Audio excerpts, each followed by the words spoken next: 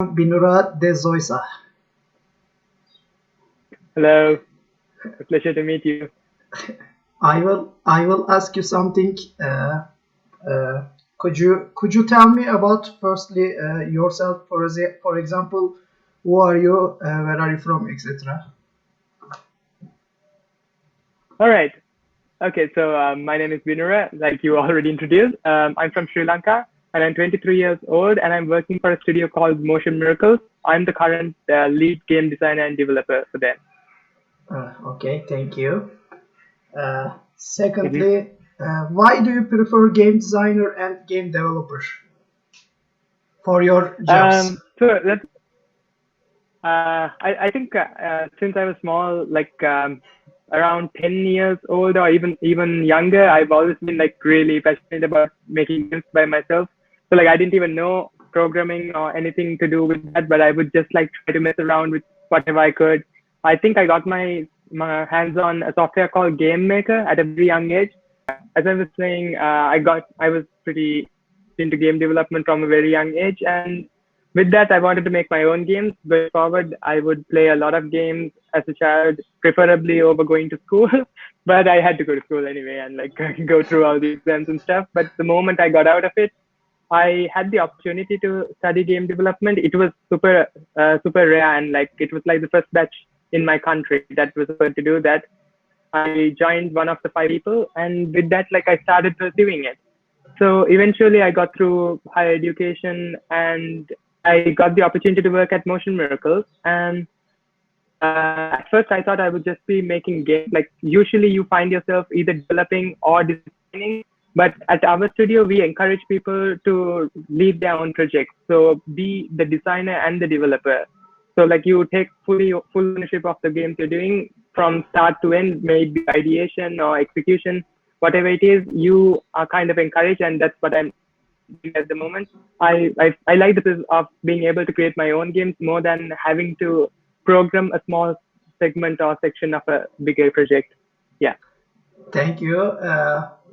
For you, which one is better, coding program or design game? Okay. I would say my stronger side at the moment is the developing side because I'm more familiar with programming stuff.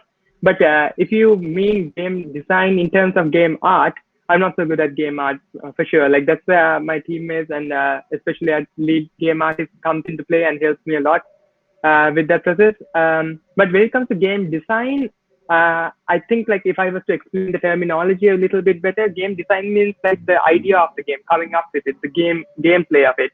Whereas game art particularly means like the the look of it, particularly like what sort of art style we're going for, what sort of models or 2D assets. That's the game art side. So I'm not too Mhm. much into game art side, but personally I really like the game design side where I come up with games as a whole, decide on gameplay, what game feel is, and how to bring that all together to bring in like a great presentation. Thank you. When you and your equipe creating a game, if the game, I don't know how can I say, if the game if unsuccessful, uh, what is your moralization in group? Demoralization or I think it's moralization? very common. Yeah, I think it's a very difficult process to go through because when you're coming up with your own game ideas, you're obviously attached to it. You want it to be the best game out there in the market. So when you come through that, you start to understand sometimes your attachment can produce negative results for the game as well. So in my case, when I started off making hyper casual games 1 year ago, I was completely inexperienced and I didn't even know how to gauge what's a good game from like what's not a good game, basically. So when I got into that stage, at first it was very difficult because I thought that was my capabilities. Like when I made my first game and the results were average, I didn't really know how to handle that. So, but from there onwards, I realized the only way I can even improve is to keep trying more and more stuff. But every time I try a new game, try to see what I did badly, why it didn't work, as well as what I did better. So I think one of the main things that a lot of people forget to do in the process is they only look at what didn't go well and like try to fix that. instead of looking at what we did right to take it forward in our journey as well. So within that process of starting 1 year ago till today, I was able to reiterate through a lot of things I did right and a lot of things I didn't do well, fix them up as I go. And yeah, to come to releasing my first game recently. So I'd say like defeat is a problem. I mean, defeating or like unsuccessful games are obviously very difficult to cope. It's very hard to follow, but as long as you are able to look back at the project you spent so much time and effort on, see what you did well in comparison to the projects you have done. If you have done something you think better than before, if you think you are better developer or a designer than the last time you attempted a game, I personally would pat myself on the back and say, you did a good job. You weren't able to get it all the way through, but there's always next time. To imply was that if you can look at yourself from the previous projects you did, and if you think the last project, even if it didn't succeed, if you did a better job, if you think you have developed it as you have developed as a better designer or as a developer, I personally would kind of appreciate that for myself. I would tell myself I did a good job and look forward to succeeding with the next game with the learnings I have. Okay, thank you. In your game studio, Miracle Motion. Okay. So we are actually a very decentralized company. That means right from the top of the hierarchy, we have our CEO Anish, and going down to like intern level, we try to keep it very decentralized. So anyone of the team can walk in, they can take part in any of the meetings, even if it's like a team leads meeting. Everyone welcome. They can pitch in their own ideas. One day I could be making games, the next day I could be looking into management stuff within the company, the other day I can do animation stuff. So we try to keep our jobs more of like activities and tasks that we assign ourselves to do. I think that gives us a lot of freedom to pursue the projects that we are doing. So a regular day for me is like I would walk into office, not in this COVID situation, but on a regular day, I would walk into office and I would see the team. I will have a chat with them, and I will work on my own project. But at the same time, I will be looking at others' games. Like we would all be like bouncing off new suggestions for the game. We'll be like, oh, I think that might be cool. We would look at like what are the new games that are out in the market, and we would always be like, how would this particular mechanic or theme fit in with another mechanic or theme? How would that be? Like, for example, like if I think you may have played the game that I released. We might go into that a little later. So it started off like we are dipping clothes to like color them. But one day we were like, what if instead of dipping clothes, we dip a human like character? And we were like, okay, that's absurd. Let's do it. So that's kind of like how the culture is at Motion Miracles. And we really like to have fun with the work we do. That we go at a reasonable time. We try to like segment our day based on the work we have. We can work from home or work from office, whichever that's more convenient. And yeah, the most important thing is we have fun and do some productive work. Yeah, yeah, that's great. In my additional, I think when you work in office, it's very important to make enjoy your business. I think it's better thing because your increase your morale, more focus your work. Actually, it's I think my opinion. It's very important Mm-hmm. for working when working make your make enjoy. I think I Definitely. Like yeah, if I was to add to that, it's because if you're working on something that you personally enjoy, it doesn't really feel like work to you. It feels like as if you're doing a hobby. So even if it's Mhm. work hours or non-work hours, like we all sometimes find ourselves working like 1, 2 a.m. sometimes at home. Like it's like you're doing your university project in a way. Like you enjoy it. And like our teammates would always like message at random. Lastly, I was saying this when you're working on things you like, it's more like you're working on a university project or a hobby. So there's no real gap between work and non-work. You might find yourself working at 1, 2 a.m. in the night. Sometimes you'll be talking with your team members about work, non-work related stuff. It's all fun because it's things we are passionate about, and it doesn't feel like work or work colleagues, nothing like that. It's a bunch of friends and people just making games. Yeah, yeah, I agree with that. Uh, my other question is coming. What would you suggest a beginner game design and developers? Sorry, I can you repeat the question? Okay, what would you suggest a beginner game designer and developers? Okay. So I'll take myself as an example here. When I was making games and when I was in university trying games out by myself, I was always astonished by the appeal of big AAA projects. I was one of those people who thought, okay, mobile games are childish, maybe not the best.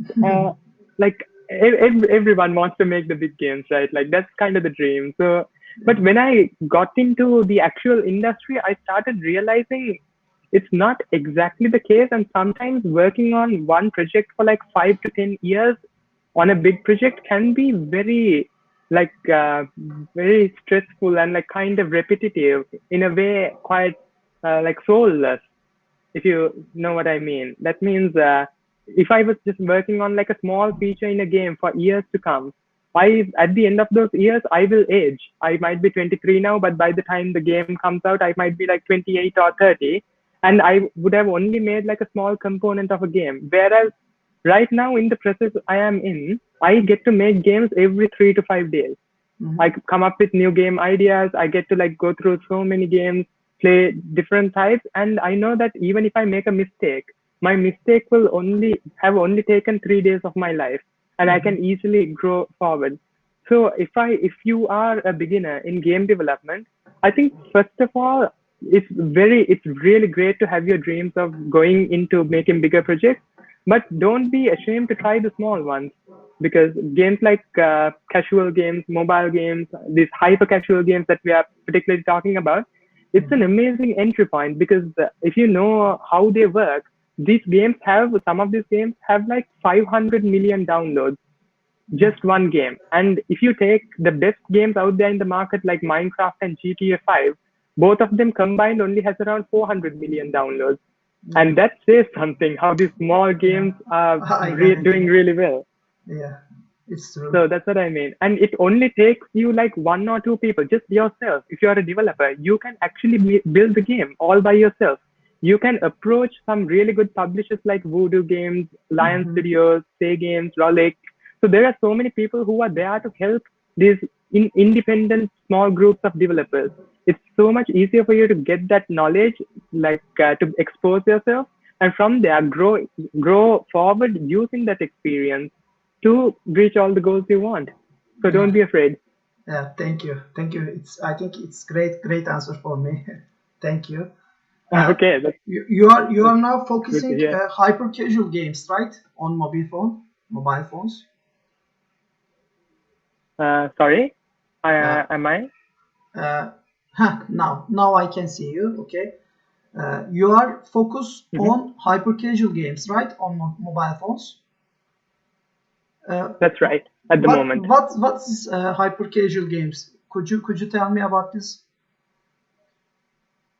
definitely. I think as game designers and developers, it's something that we should all kind of know about. Maybe you have seen when you're scrolling down Instagram or Facebook, there are some advertisements of like mom versus dad. Only Yeah, 1% can reach these levels. yeah, Like yeah, if you finish level 5, you're legally smart. See, we would look at those advertisements and be like, who would play this game, right? Like, yeah, it's so weird. But those are the real stars in a way, because if you check the number of likes or comments you have, I know they are boosted with like advertising, but my god, they have millions of downloads from around the world. It's yeah, amazing, because like if I play this game and if I show it to my parents who don't know how to play any game, they will understand how to play these games, and that's like unspeakable, right? So yeah. hyper casual games are fundamentally very simple games made for mobile phones to be played in very small amounts of time, maybe while you're Mhm. waiting for an elevator or stuck in traffic. And the greatest thing is they are so simple. Anyone from any age, of any Yeah. gender, from anywhere around the world can play them and equally appreciate and have fun with it. It's so great because like you would look at a game like Skyrim. I love Skyrim, but I can never picture anyone Me else in too. my family ever playing Skyrim. Yeah, me too. Me too. I love Skyrim. Okay. Exactly, it's such a great game. Yeah, I But think. those are hyper casual games. In short, hyper casual games are mass market games, very simple, very easy to understand, and anyone can play and have fun within a short amount of time. Okay. Okay. Thank you. My last question. I don't know in Sri Lanka every salary, but did you earn well this industry? Also, what will expect in games industry in Sri Lanka? So I have mentioned that in Sri Lanka, the gaming industry is still at like a very beginning. So there have been companies in Sri Lanka that has attempted to step into game development. A lot of them were not able to make it through because it's very difficult coming from a country where there's limited infrastructure and resources and even education around game development. So I think there are Sri Lankans per se who are working at different studios from around the world. They are doing really well. I have to mention that. But within Sri Lanka, it has been a challenge for a lot of people. And so with that being said, the even the opportunities of game development inside Sri Lanka are still at a minimum. So we are trying to scale up. Um, in average, Sri Lankan salaries are, I would say, it's lower in comparison to the western side of the world because our facilities and living expenditure are also a lot lower in comparison. So, for example, maybe I could mention in dollars for everyone to understand. Around this might sound weird, but around $100 salary a month Oh, might even be what certain ah, Binura, I can't to hear you. I can't hear you now. Uh, okay. Is it better? a little bit One better. sec. Yeah. Now Let me know see if me. it. Yeah, I can see you well. Okay, okay, okay. Okay. I will listen your example again. I will listen Okay. your So I was example. right. So I was suggesting around I would say around 200 to $250 the average Sorry, Binura. salary. When you Yeah. say some number, it's freezing. It's. Okay. Let's try this again. I think that's weird. Some Okay. Let me try 10 to 10 I think someone and don't want to say these numbers. I guess. I think so. Maybe maybe the Sri Lankan government just like Ah, censoring these numbers for me. maybe, but it's not uh, North Korea. I guess it's not like that. No, no, oh no. No, Sri Lanka is actually a very beautiful and peaceful country in a lot of ways. We can live life quite comfortably in many ways. But I mean, obviously, every country has its ups and downs. But if you're going on a vacation, Sri Lanka is a really nice country. But for the urban life, it's fine. It's fine. Nothing to complain. It's getting better. So that's what's important. So as I Okay. was saying, maybe around 200 to $250 a month sort of salaries are also like commonly seen in Sri Lanka. I know that's very low compared to like a lot of countries, but Mm-hmm. I do have to mention that like personally, you can also check our company's finances are quite transparent. You can visit our website and see everyone's salaries. It can go up to even about let me exactly tell you a number around 800 to $850 a month as well Oh, is applicable. Yeah, so it's not bad still because like we are only at a start and we Mhm. only have one game launched. We are still building up to that, but our as a part of the management, we are aiming to like equate with some of like US standard salaries for game designers. So potentially aim to have like over 1,000, 2,000. Yeah. Yeah. Thank you for your Okay. attention. I think it's done And for me or for awesome. all audience. Thanks for coming. Thanks for reply my message on Instagram because No, because I want to meet something around the world for a game industry or something. I think I gain precious friends. Thanks for coming. thank you so much for having me up, and it's been great. So I really look forward to seeing your work come out as well and see you follow your childhood dream of becoming a game designer. Thank you. Uh, this is my first recording video. I'm really excited. I think my English very bad, I guess, because a lot of I need a lot of thinking. How can I say? How can I say? Uh, it's really hard for me, but it's really precious because I learn new things for yours. Also, I practice English at that time. That's cool.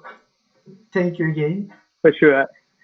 No worries. One really cool thing you can do is something I personally do is when I'm coding or like programming a game, I try to give myself more tasks about game art because I'm not good at it. But inside of the job itself, first time I will be really bad at it, but second, third, fourth, fifth, sixth time I get better. I get better and better, and at the Mhm. end I can do a little bit of the work myself. But Mhm. what's important is you integrate the things you can't do into your regular daily work, and eventually you'll be better. Yeah, yeah, definitely. Thanks for coming. See you again. No worries. Thank you Good, so much. goodbye. Bye.